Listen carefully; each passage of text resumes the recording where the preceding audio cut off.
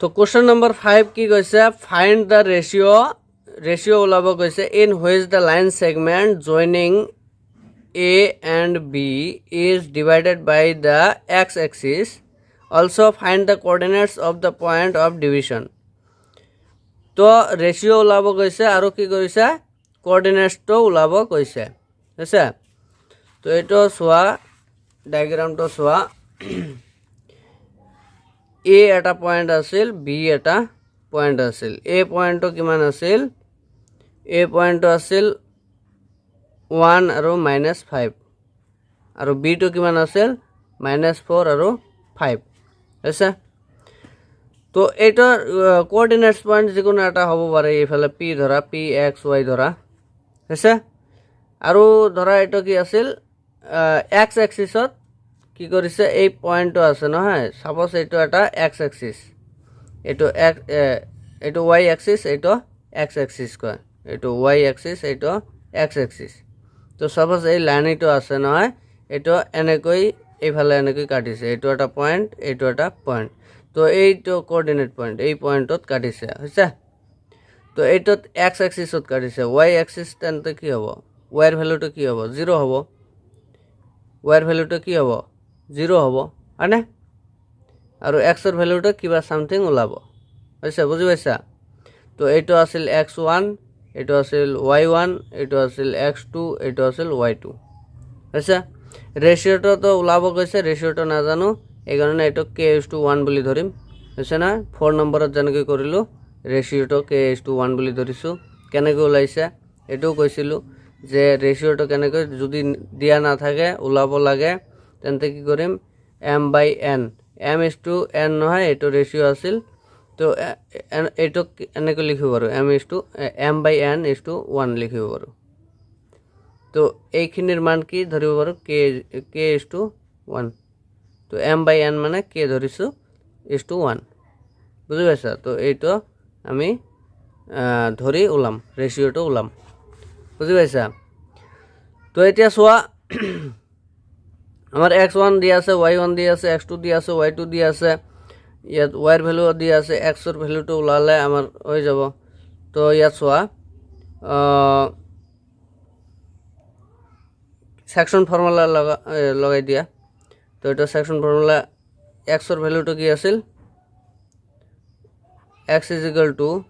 k + 1 এটা আছিল k * x2 + 1 * x1 আৰু y2 কিমান আছিল k + 1 k * y2 + 1 * y1 তো এটা k + 1 এটা x2 এর ভ্যালু কিমান -4 তো এটা k * -4 + 1 * x1 এর ভ্যালু কিমান 1 আছে তো এটা কি হবে k + 1 এটা হবে -4k + 1 তো এটা হল না হয় এইফালে চোৱা k + 1 এটা y2 এর ভ্যালু কিমান k * y2 এর ভ্যালু হইছে 5 হইছে প্লাস 1 * y1 এর ভ্যালু কিমান -5 তো -5 হইছে তো এফালে চোৱা এটা k + 1 এটা আছিল 5k প্লাস এটা মাইনাস হবে মাইনাসৰ 5 হইছে তো এটা x এক্সিসত যেহেতু কাটিছে y এর ভ্যালুটো 0 অলরেডি আগতে পাইছো হয় না তো এটা y এর ভ্যালুটো 0 বহাই যোৱা তো ইয়াৰ পৰা ক্যালকুলেশন কৰিলে k এৰ ভ্যালু ওলাব আৰে চোৱা এইফালে যদি 0 বহাই দিয়া যেহেতু x এক্সিসত কাটিছে তো y এর ভ্যালু 0 হবে যদি y এক্সিসত কাটে তেন্তে x এর ভ্যালু 0 হবে যদি y এক্সিসত কিবা পয়েন্ট মানে জয়নিং লাইন সেগমেন্টে যদি y এক্সিস এইটো y এক্সিস এইটোত কাটে তেন্তে কি হবে x এর ভ্যালু 0 হবে হয়না আর যদি x এক্সিসত কাটে তেন্তে y এর ভ্যালু 0 হবে তো এইফালে চোৱা এটা কি হবে 0 দিলে এটা ক্ৰস কৰিলে কি হবে ক্ৰস কৰিলে কি হবে চোৱা ইয়াত তলত মনে মনে 1 এইটো 5k - 5 = এইটো ইনটু করিলে 0 হবো তো এইটো কি হবো 5k ইজ ইকুৱেল টু 5টো ইফালে লৈ যোৱা 5 হ'ল তো k ইজ ইকুৱেল টু 5 এইটো 5 ইফালে লৈ অহা ডিভাইড হ'ব 5 কাটাকাটি কৰিলে 1 হ'ব তো k এর ভ্যালুটো 1 হ'ল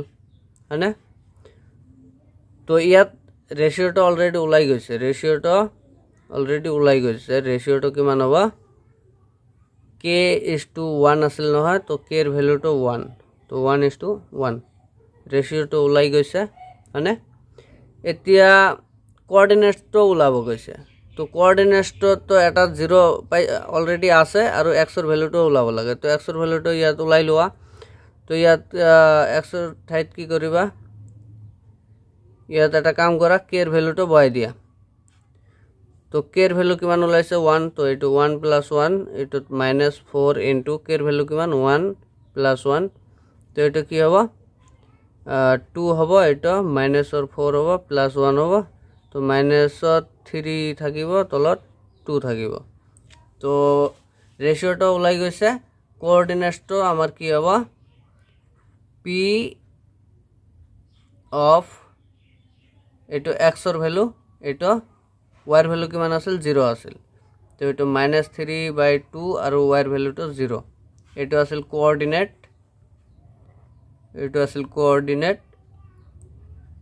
হইছে আৰু ৰেশিওটো তো এটো তো এটো হ'ব আমাৰ आंसर বুঝি পাইছা এটো x এর ভ্যালু আছিল এটো y এর ভ্যালু তো আগতে ওলাই লৈছো 0 তো এটো আছিল কোঅর্ডিনেটটো আৰু এটো